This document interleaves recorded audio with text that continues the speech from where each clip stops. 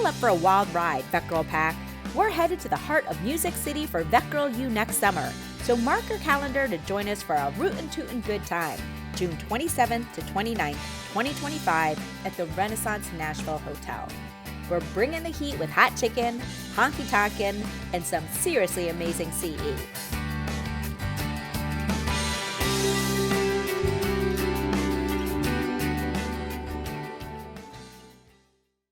Hi, VETgirl here today, and super excited to speak with a new guest, Emily Riemer. And today we're going to talk about simple stress management strategies to reduce burnout. This is super important because we're all experiencing burnout in our fields, whether or not it's because of clinic work or because of workload or work-life balance and trying to manage kids and life and spouses and just so much going on. So really excited to speak with Emily today. Emily, thank you so much for joining us today. Thank you for having me. I am super excited to be here. So just so our audience knows a little bit more about you, do you mind just giving us a little bit of background about who you are, where your journey has led you in your career, and what you do now? Yes, absolutely. So my story is sort of interesting. So at the moment, I am a Duke certified health coach. I work with medical professionals to address burnout in realistic and manageable ways that really work with the reality that they live in. But my story starts as a TV news anchor. So I was a TV news journalist for about 20 years.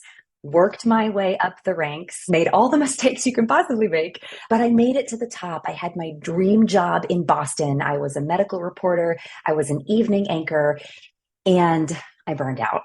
So I think after years of pushing hard, years of achieving, years of not cutting myself any slack, finally caught up to me when the COVID-19 pandemic hit.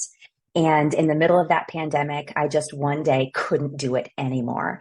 And I needed to make, for me personally, after a lot of reflection, a lot of talking with my family, a lot of therapy, frankly, which I think is a great thing for anybody, I made a decision to walk away from that career and change my priorities and shift my life.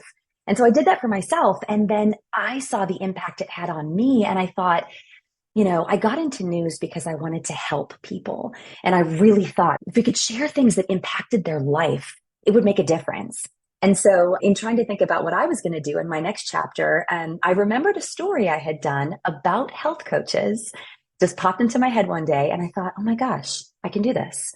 I can help people in a much more personal way. And so that's what I did. I went to Duke, I got my certification, and I've launched my own business, and I'm just helping folks kind of navigate what can be a really tough moment. There is a way forward, and that's what I do. I help people find it. I love it. Well, thank you so much. A lot of our listeners are probably like, Justine, how did you get connected to Emily? And it was actually through a recommendation through some of my dear friends at American Heartworm Society. And they saw you as a news anchor. So, super excited to talk to you today. I, in full disclosure, had worked with a life coach through an amazing employee benefit that I had through Blue Pearl.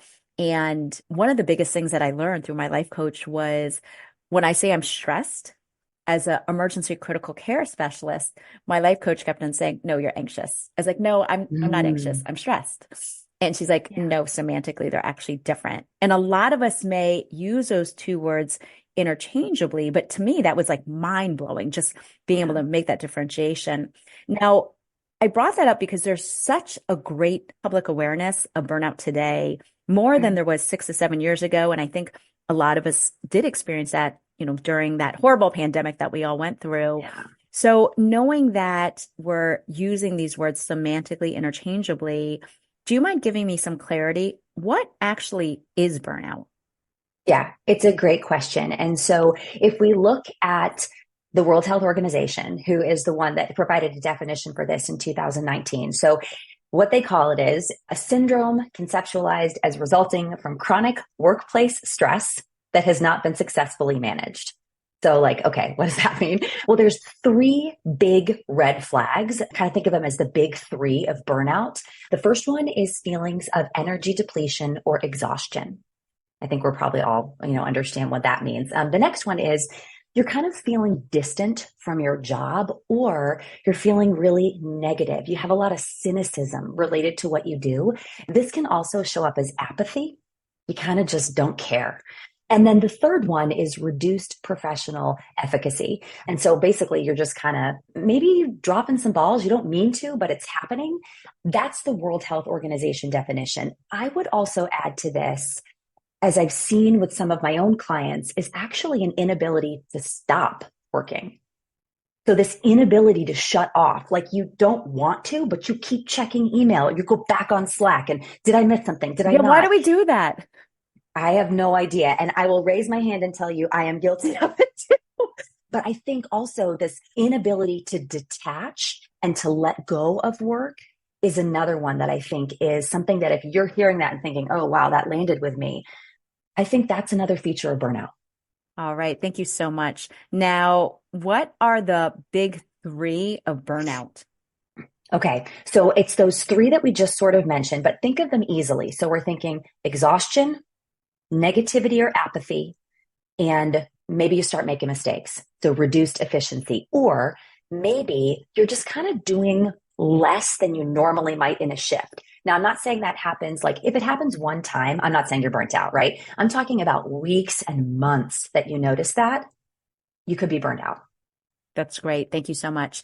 Now, we now know what to look for to identify burnout in ourselves or others and what's happening in the brain when stress is chronic, which is great. But where do you start in reducing feelings of stress and burnout? Okay. So, right, this is super important. It's great to like be like, okay, well, that's what the definition is, and now what do I do with it? So, what I think you need to do is take a look at your life holistically. Okay. So we think of burnout as a workplace phenomenon, right? However, the things that can help you address it may not happen in the workplace. And so I use this tool with my clients that I'd love to share with you all too. And I'll share it with you, Justine, later, but it's called the branches of burnout. And so what we do with it is we look at every facet of your life that factors into your well-being. So I'm talking about nutrition. I'm talking about movement. I'm talking about connection and your sense of community, your physical environment, the neighborhood you live in, your office. All of these things play a role in how you feel and how you show up at work. And so we take a look at all of these and we pinpoint, if I could make a change in one of these areas, what would have the biggest ripple effect on everything else to have the most positive change?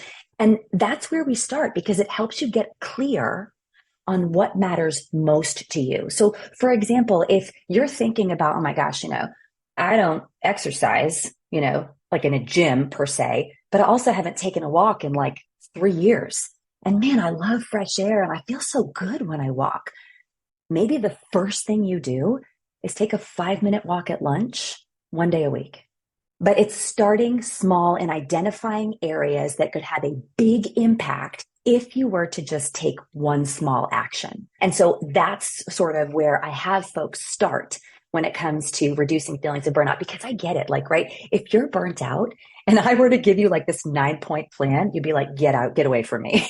So you really want to meet yourself where you are, give yourself some compassion, give yourself some grace. And you are not alone, by the way. I feel like stress, it's this, we think that we are the only ones and we feel alone. And the truth is, every single one of us struggles with this at some point or another.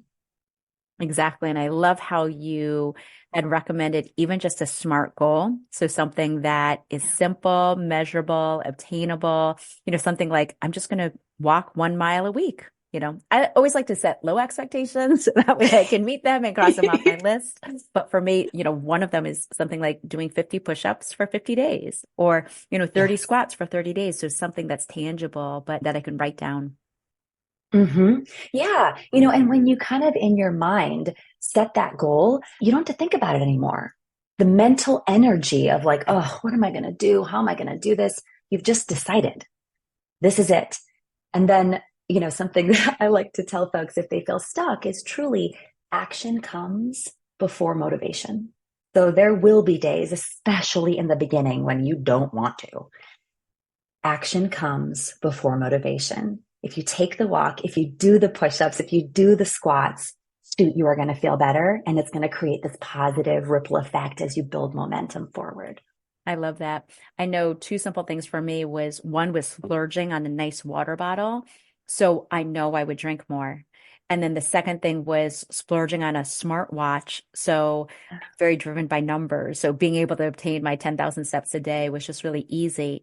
But I did want to ask you, how do you find the clarity to figure out what matters the most to you? I know years ago, my financial advisor had all of a sudden thrown me for a loop and started throwing values cards at me. He's like, here's a 100 values Mm-hmm. card. Get them down to 50. Now get them down to 20. Now get them down to 10.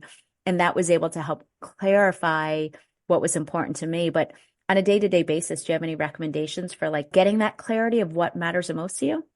So that's a really great question. And one way you can do it is by thinking about all of the things that factor into your well being and ranking them on a scale of 1 to 10. So, zero being, this is really not where I want it right now at all. 10 being kind of a rock star at this.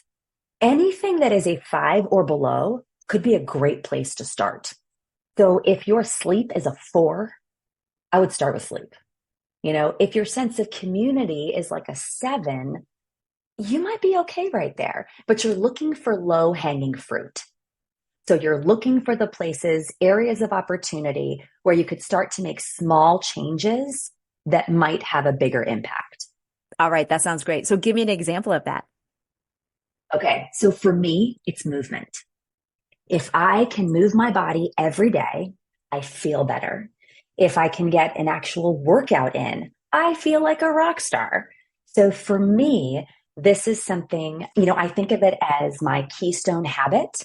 If you've read this book, Charles Duhigg has this great book all about habits, and he calls the keystone habit, it's the foundation that everything else is built on. So when I work out, I feel calmer. I feel more in control. I feel like everything else seems easier. And so when I start to get antsy, when I start to feel like amped, I look and I say, have I left my office today? Did I go for a walk? When's the last time I actually worked out? And I guarantee you it's been at least a couple days. So for me, it's movement. That's my go-to stress reliever. I love it. Same as me. I purposely have to block out time so I can get that exercise because it's a main way where I relieve stress. And Yeah. again, so helpful. My family definitely feels a difference when I don't work out. So again, it could be something as simple as I know we don't get, official lunch breaks in the veterinary clinic, but it could be deciding, you know what, even though I know I still have medical records to do, I'm going to use my timer and I'm going to go out for a 7-minute walk and just walk 3 minutes up the street and 3 minutes back just to get out of the building. So you can really start with, such small goals. Now, once someone has figured out what matters most to them and which area of their life would have the biggest ripple effect if positive changes happened, what then? What do we do? Okay. How do you make these changes sustainably so we know we're definitely going to commit to it?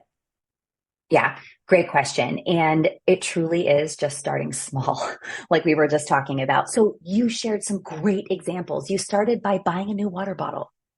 You started by getting a smartwatch. It doesn't have to be, I'm going to go run 5 miles today. And that's how I started. Like, please don't do that. Because number one, I don't know that it's going to feel really good if you haven't been running in a while. And number two, it may be hard to stick with. So I always tell folks to start small. And that means choosing maybe one thing. So if you decide that movement is the area where you want to focus, timers are a great idea. Set a timer for 5 minutes and write down every single thing you can think of that when it comes to movement. What could you do? You could go running. You could go for a walk. You could go back to the gym. You could use your Peloton that you're using as a clothes rack. You could get outside. Whatever it is, there is no idea too silly and no idea too outside the box. Write it down. No judgment. When the timer goes off, go back and pick one thing from your list. So maybe you chose, I'm going to start using the Peloton again. Okay. Before you hit start on a workout, the first step, do you have the workout gear? Do you have a water bottle? Start super small and take it slow.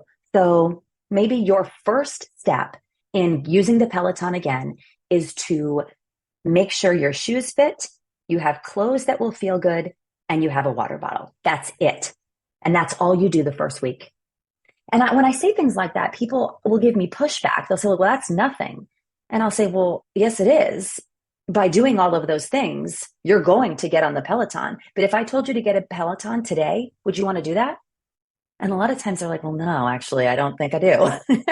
So give yourself a runway. Give yourself these smaller steps that will lead up to bigger change.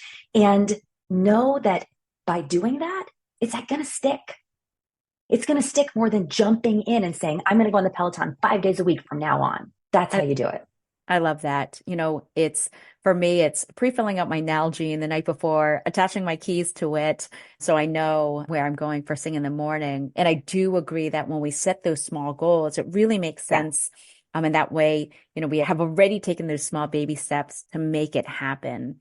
Now, do you mind just talking to me about some of the neuroscience of behavior change? Like, does it truly take however many days they say to enforce a habit, or are there any life hacks that you can give us when it comes to that behavior change so we can make sure that we set it? I will personally say I live and die by Google Calendar. And if I don't schedule, and it sounds silly, but I have to schedule that 15-minute walk with my husband or that lunch date with my husband. If it doesn't get on the calendar, it never happens. Yeah. So awesome, because you have found what works for you and there's no one size fits all. Okay. I think sometimes people are like, well, tell me what to do. And I'm like, well, I don't know you. You're the expert on your life. You know you. So for you, it's Google Calendar. So two things here. One, neuroplasticity. It's a term we've probably all heard. Basically, it just means that your brain has the capacity to change. You have the capacity to change. However, it may feel challenging. So the way I like to think of this is, when you are going down a path, you're on this smooth highway, right? It's paved. It feels good.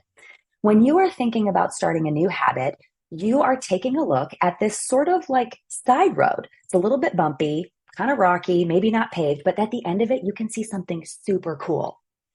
Your brain is like, wait a second. This paved road here, this seems really good. Let's just stick with this. Let's not take that bumpy road.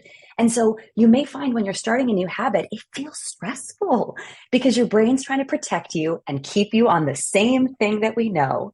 So when you're taking that new path, it can be exciting, but know that it may also feel stressful and hard. But if you keep going, you're going to get to that amazing destination and it's going to feel really good. So just that as background. On the accountability piece, there are lots of ways that you can stay on track. One of my favorites, and what I actually do personally, is to put a check mark. So I use a paper calendar because I'm a dinosaur, and I use a paper calendar and I put a check mark on every day that I do movement. And what happens is over time, I don't want to break the chain. I see all these check marks and I want to keep it going. And so that motivates me and helps me stay accountable. Now, other folks like to tell people about their goals, to share it with a friend. Like, hey, I am really trying to get outside for 7 minutes before I do charts. Can you please remind me? That can be a way to kind of stay accountable and to stay on track. But it really is so personal and depends on the individual. So I would say experiment, try some of these things. And if one doesn't work, that's okay. Something else will. You'll find it. Emily, you're going to love this. Maybe we're of the same generation, but I totally use paper calendars too. Yes. And I actually splurge and I go to paper stores or like a nice stationery store. I get a really nice calendar because I journal in it and I've journaled in it for a long time. And it may just be 1 or 2 sentences of what happened during that day, but it also has like not only the weekly layout, but the whole month layout. So I can see what days I had activity, cross it out. So I feel like we're you're going to have to send me a link. I think I might need that. I love it. I love it. We need all the help with life hacks when we can get them. All right. Now, I wanted to talk to you about mindfulness. We hear mindfulness and meditation a lot nowadays. I personally tried meditation and I just really struggle with it. I have such an active mind and an active, I have a lot of movement in my body. So when I try to meditate, I'm like, okay, eggs, I need to write eggs on the list. And all I do is I think of my to-do list.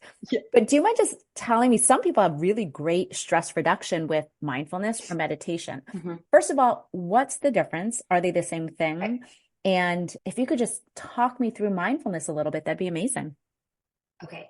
I think mindfulness is a really easy technique that you can use in clinic. You can use it anywhere you're at to kind of just bring you back to the present moment. And that's kind of what it is. So John Kabat-Zinn, he is sort of the father of mindfulness, I guess you could say. He is from UMass Medical School. He founded the mindfulness based stress reduction clinic there. And so this is how he defines it, right? I'm just going to read this off. So mindfulness means paying attention in a particular way on purpose in the present moment and non-judgmentally. And so what I take this to mean is it means living in the present tense. So whereas meditation, maybe you're kind of set off to the side, your eyes are closed, that may not work for some people. Mindfulness is sitting wherever you are and becoming fully aware of your surroundings with all five senses. So what do you hear? What do you taste in your mouth? Maybe, coffee or whatever. What do you smell? What do you see? What can you touch? And grounding yourself in the present by staying hyper focused on what's around you can be a way to stop your mind from racing, can be a way to just calm down, slow down. And it's accessible and I think really easy to do. One way to do this is your schedule's packed, right? You have patients every single second, and then sometimes jammed in because maybe it's, something urgent. One thing to do is before you walk into an exam room, stop, breathe for a second, exhale, and then put your hand on the door and just feel it, and then walk in. It's a way to just break the circuit of racing mind, gotta go, gotta go, gotta go. Just stop, breathe, be where your feet are, and then walk in. And so that's kind of how I like to describe mindfulness, living in the present tense. I love that because sometimes I feel like personally I'm in such a rush that I don't savor the moment to just smell my coffee and feel the Yeah. warmth and enjoy the peace of the 10 minutes before my kid wakes up because we're in such a rush nowadays. Or sometimes we have our AirPods in and we're using that while we go for a walk and we're not taking the time to just like unplug, take the Mm-hmm. time to listen to birds singing. And, we're Yep. surrounded by so much white noise or technology or whatever, and we're bombarded by so much nowadays. It Yeah. is hard to truly have that mindfulness, but thank you for that reminder. I love that. Yeah. And one of my clients she is an urgent care medical director, that's exactly what she did. So we came up with, a plan. We started small, but eventually what we got to was she would mindfully walk from one exam room to the next. So listen to the sound of her feet on the floor, breathe before she went into an exam room, but also would take 5 minutes when she had it. I know it's not always possible, but 5 minutes to get outside, walk the parking lot, doing exactly what you just said, listening, looking, smelling, and would come back in. And I think the key for her was a mindset that said, this will make me better for my patients. Am I taking 5 minutes? Might they be waiting? Yes. But when I come back, I am going to be the kind of provider I want to be. And it made a huge difference for her. I love that. I love that. Thank you for that. All right, last question. What would you say to someone listening who's taken all of this in and they're thinking, yep, this is me. I want to believe I can feel better, but I'm not sure if things can improve. I don't have the time to improve. I'm too busy to improve. Where do they start? Yes. Besides a And paper calendar. Just kidding. right. Besides paper source. Well, first of all, congratulations, you're normal because all humans feel this way, right? It feels hard to make change. And so I guess I would say to you, let that be your first step. Let yourself consider that it could be different and maybe allow yourself to start dreaming a little bit. If it could be different, what would I want it to look like? Let the mindset, flexibility, or practicing that kind of openness be the first step. Do nothing else. Don't think about, walking or eating differently or sleeping better or any of it. Just think about, I know that I want things to be different. What would the ideal situation look like? And do that first. Start there. Just start by thinking about what you do want and what it could look like. And let that be the first step. Yeah, I love that. I think a lot of us in the veterinary profession, we're fixers. We want to fix things. right? Whether or not it's we want to fix numbers, we want to fix, whatever's in front of us. And you guys have heard it so many times. Obviously, put your oxygen mask on yourself first. But again, it could be baby steps. The classic example that I always jokingly say that happens to veterinary students is ask yourself, does this spark joy? If you find yourself eating cereal and wolfing it down in front of the kitchen sink, like, chewing really quickly while you're standing up, ask yourself, does it spark joy to stand up and wolf down cereal before I run to the clinic or run to the vet school? And if it doesn't, what can you do to change that? If you find that it's a problem that keeps on repeating itself, you're standing up 5 days a week to eat your cereal. Right. Can setting that alarm clock 20 minutes earlier so you can sit down at a table like a normal person and slowly eat your cereal while you're reading a book and not your phone, right? So it can start with those small, small baby steps. I personally think it's really overwhelming if we did, like you mentioned, if you did all 9 steps all at once, it makes you tachycardic, your heart is racing, you feel overwhelmed.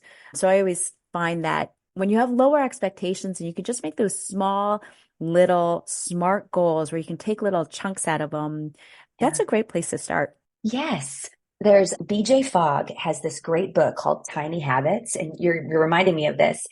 He recommends, say someone wants to start flossing their teeth, start with 1 tooth. Literally floss 1 tooth for like a week and then floss 2. And I remember reading this and thinking, that is absurd. If I get the floss out, I'm going to do more than 1 tooth. But to your point, he was saying, start low, start small, and allow yourself the momentum, the time to build into bigger habits. I think you are so spot on. You are on the right track. Start small. Well, Emily, fantastic information. Really appreciate you joining us for today's VETgirl podcast. And I can't wait to talk to you again because I am really passionate about this area because of the prevalence of burnout in our veterinary field. And I always say, whatever we can do to really support others, to really take those baby steps, even if it's hiring a life coach, even if it's helping, having someone help you or keep you accountable, I think that's so, so important. For those of you guys who are interested, you can find out more information at EmilyRiemerCoaching.com for fantastic information. Emily, any last tips you want to leave with us? Be gentle with yourself, right?